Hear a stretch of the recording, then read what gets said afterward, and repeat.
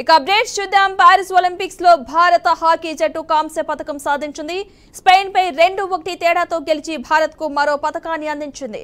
Captain Harman Preet Singh 2 goals చేసి భారత్ విజయంలో కీలక పాత్ర పోషించారు. దీంతో ఈ ఒలింపిక్స్ లో భారత్ పతకాల సంఖ్య 4కు చేరింది. తొలి క్వార్టర్స్ లో ఇరు జట్లు గోల్ చేయలేకపోయాయి. రెండో క్వార్టర్ ఆరంభంలో 18వ నిమిషం స్పెయిన్ ఆటగాడు మార్క్ మిరెలెస్ పెనాల్టీ స్ట్రోక్ ను గోల్ గా మార్చాడు. దీంతో ఆ జట్టు ఆధిక్యంలోకి వెళ్లింది. 29వ నిమిషంలో భారత్ కు పెనాల్టీ కార్నర్ లభించింది. దానిని హర్మన్ ప్రీత్ గోల్ గా మలిచేందుకు ప్రయత్నించిన స్పెయిన్ గోల్ కీపర్ అడ్డుకున్నాడు. వెంటనే మరో పెనాల్టీ కార్నర్ లభించగా భారత్ దాన్ని సద్వినియోగం చేసుకుంది. ఈసారి హర్మన్ ప్రీత్ ఎలాంటి పొరపాటు చేయకుండా బంతి గోల్ పోస్ట్ లోకి పంపి స్కోర్ ను 1-1తో సమం చేశాడు.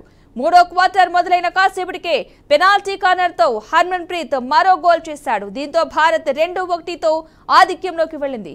తర్వాత 3 పెనాల్టీ కార్నర్లు సాధించిన ఇండియా వాటిని గోల్స్ గా మలచలేకపోయింది. మ్యాచ్ మరో నిమిషంలో ముగుస్తుందనగా స్పెయిన్ కు ఓ పెనాల్టీ కార్నర్ లభించింది. భారత్ దాన్ని సమర్థంగా అడ్డుకుంది.